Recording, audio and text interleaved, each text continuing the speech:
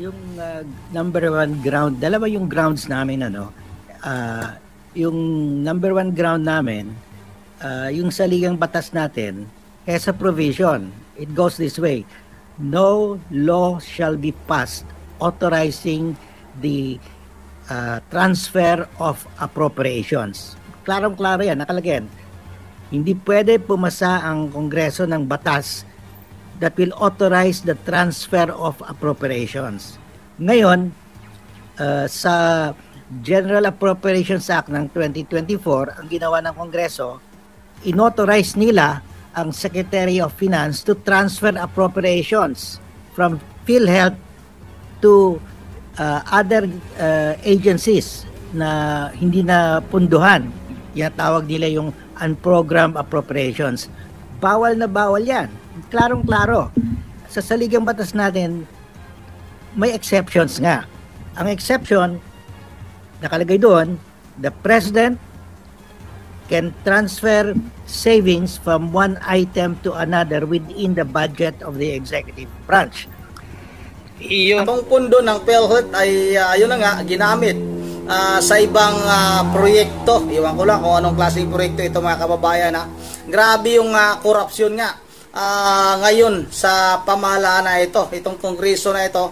Ito, mga kababayan, yung reaksyon ng ating mga kababayan, kung ano ba yung mga sinasabi nila dahil nga sa paglipat ng 90 billion na pundo ng PhilHealth, ay ito, mga kababayan, magbasa lang tayo ng ilang komento. PhilHealth, dapat yan ang tinalakay sa Congress, di yung nonsense, ubos na ang budget yan sa sasagawa ng hearing. Yun na nga, itong Kongreso, kung ano-ano na yung kanilang ginagawa dyan. Dapat itong PhilHealth, inuuna muna nila ito dahil ito yung talagang ito yung interest ng taong bayan dahil pira ito ng ating mga kababayan na kinurakot nitong pamahalaan na ito. At ito pa, mga kababayan, ang sabi pa ng isa nating mga kababayan na yung 120 million ni Sara, grabe ang isyo. Pero ito pala mas may malaki pa.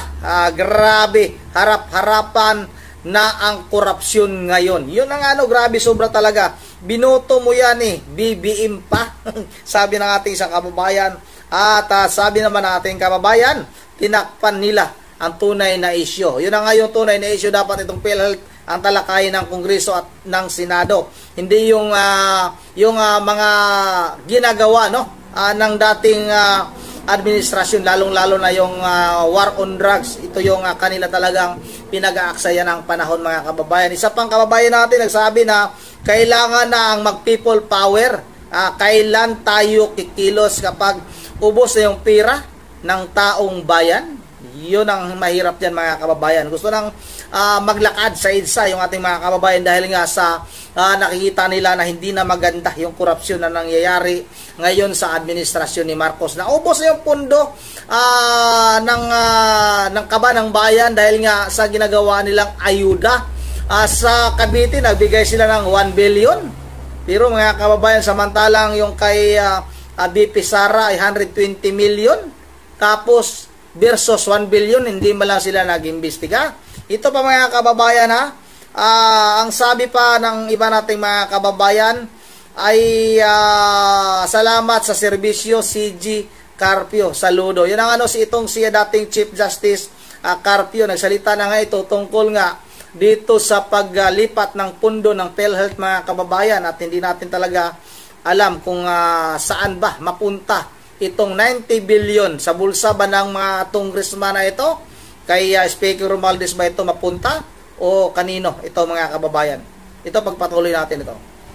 Pwedeng mag-transfer lang, presidente lang, wala nang iba sa executive branch. Sa judiciary naman, nakalagay doon sa saligang batas, in the judiciary, the Chief Justice can transfer savings from one item to another in the budget of the judiciary. Sa legislature naman, nakalagay doon, the Senate President can transfer savings in the budget of the Senate to another item in the budget of the Senate. Ganyan din sa House, only the House Speaker.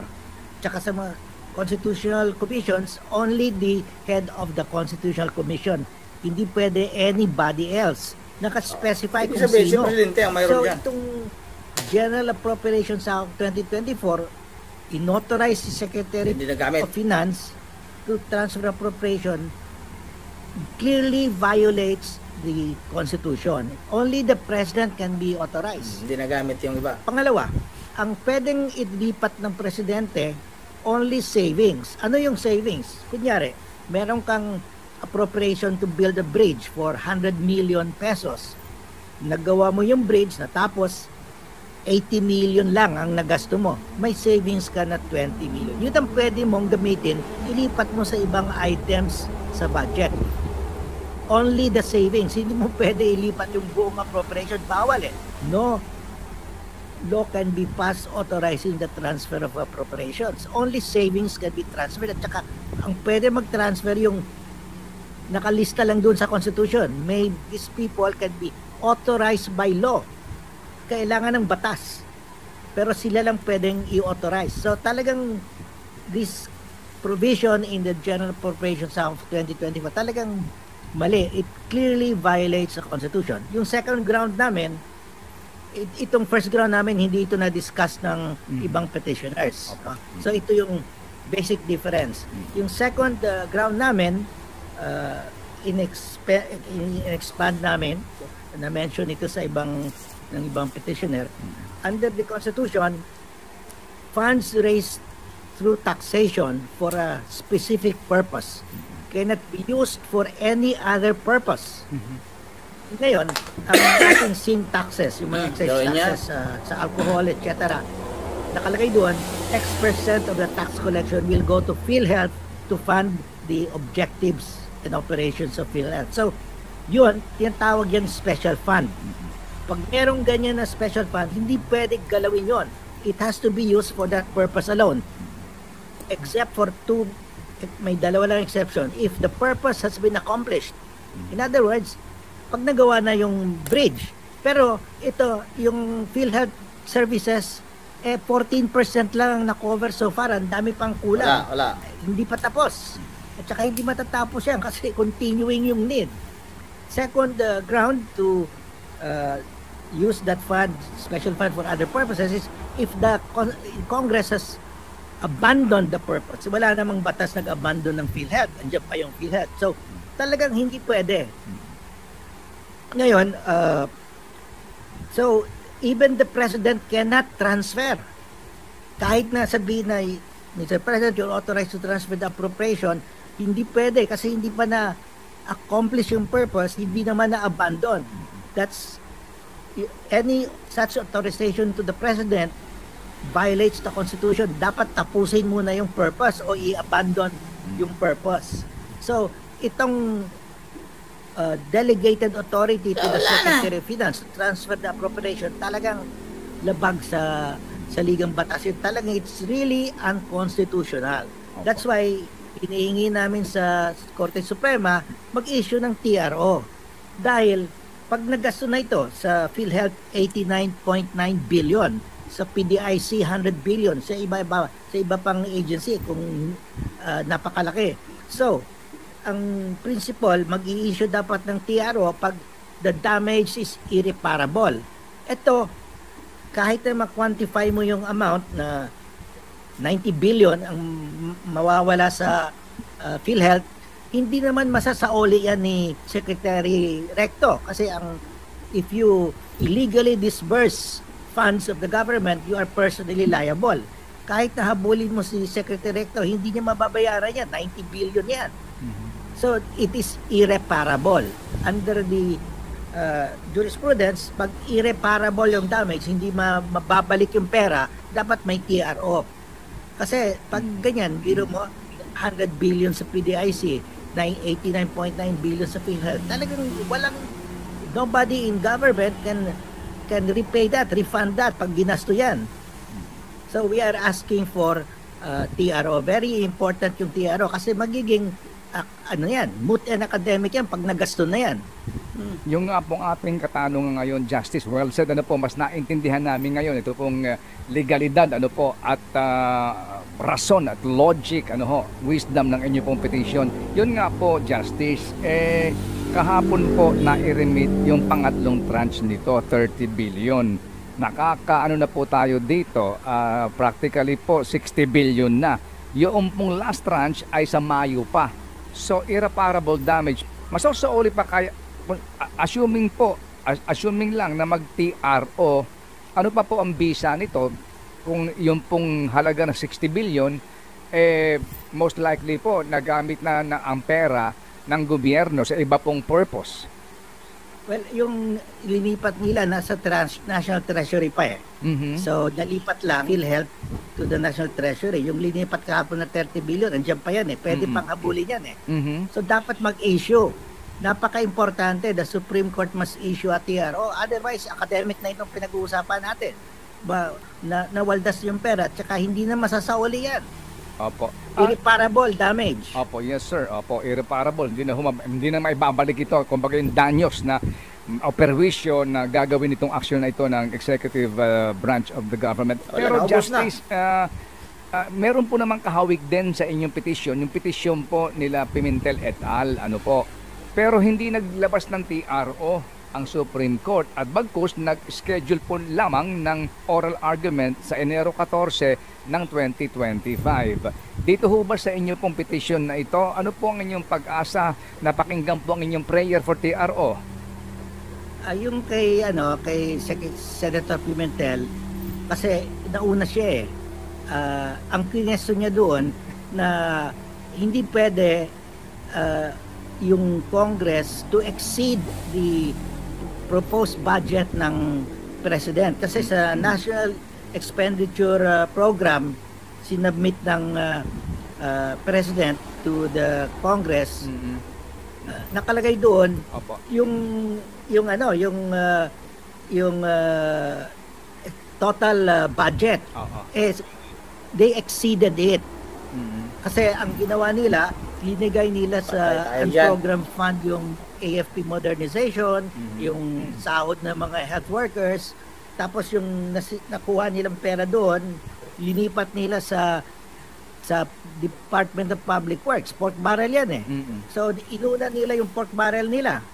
So, kaya they had to increase the amount. Kasi nag-create sila additional expenditure. So yun ang question ni Senator Pimentel. At that time, hindi pa lumabas yung I think it was not yet approved yung GAA 2024 kasi nauna si Pimentel. Yung second petition, sila Cielo Magno, question na nila ngayon yung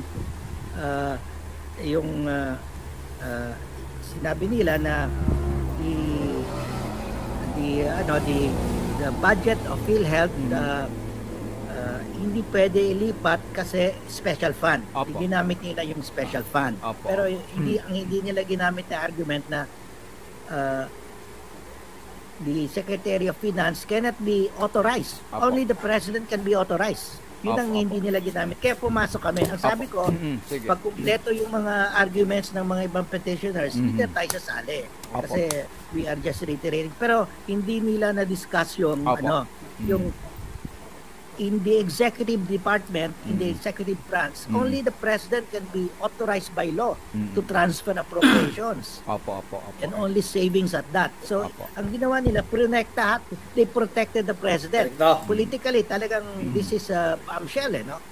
Kasi kinukuha mo yung pera that should go to the poorest of the poor of Filipinos. Talagang magagalit yung mga tao.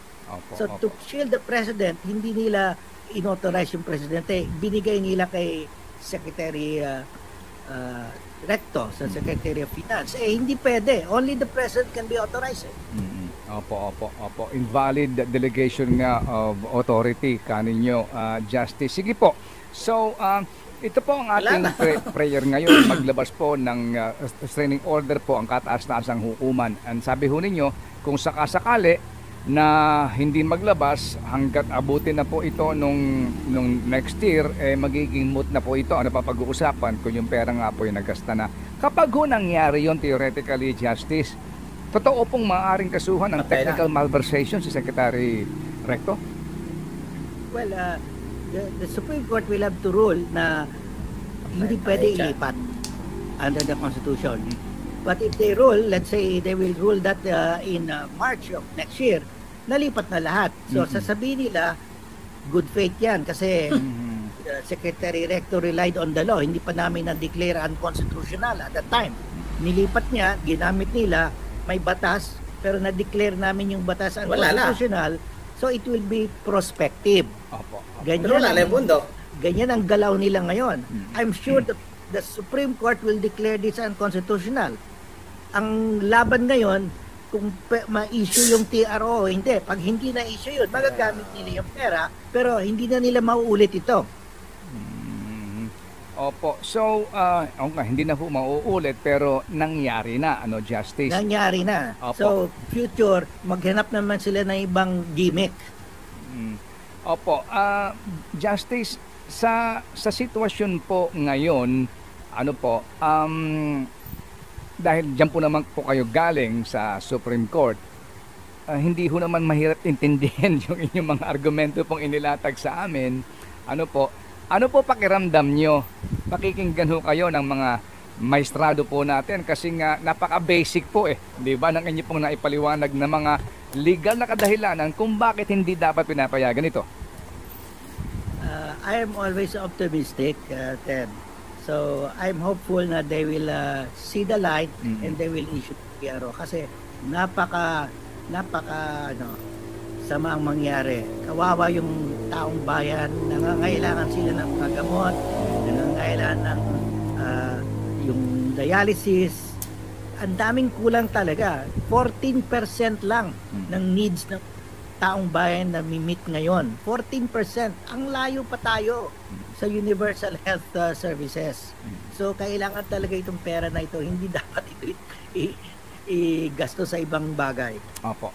Sige po, kanin nyo din, dito po, na-shield ng Presidente kasi nga si Secretary Recto ang naging implementor nito pong naturang, nito pong order na ito, pati ho nung ating budget. Pero theoretically po, academic discussion lang, Justice, kung mismo pong Presidente ang nag-order nito, ito po'y klarong culpable violation of the Constitution which is an impeachable offense. Well, pag may batas, pwede niya sabihin sinunod ko lang yung batas, no?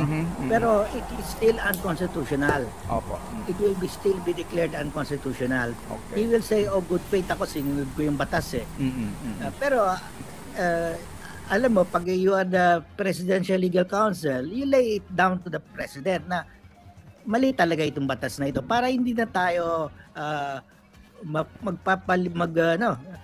wawaldas ng pera, no? Kawawa naman yung taong bayan. Ang kawawa dito yung taong bayan. Opo. Sige po, klaro po. Grabe ang mga kababayan pati pira ng taong bayan na pambili ng gamot, pambayad sa ospital. Talaga namang gusto pang kunin. Grabe naman itong pamahalaan na ito. Hindi naman siguro itong si Recto kung walang pahintulot ito kay Pangulong Marcos, mga kababayan.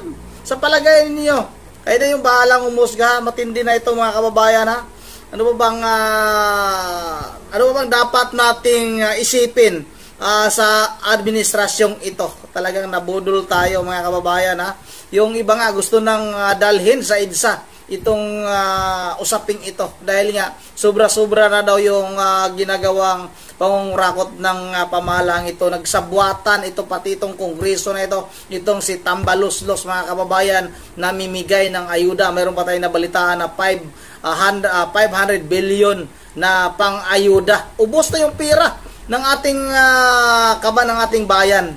Napunta lang lahat sa ayuda pero hindi naman lahat nakakatanggap.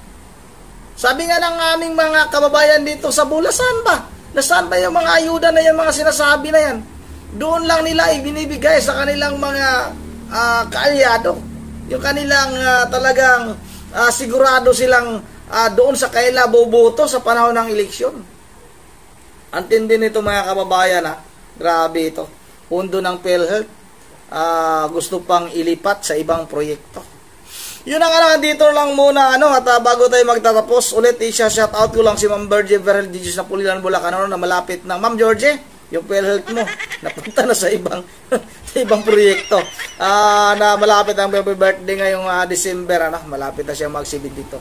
Yun ang dito lang muna. Shout out na lang sa lahat. Maraming salamat sa patuloy na panonood. At once again, this is Ron TV mo. Ingatin lahat yan. This bawat isa sa atin.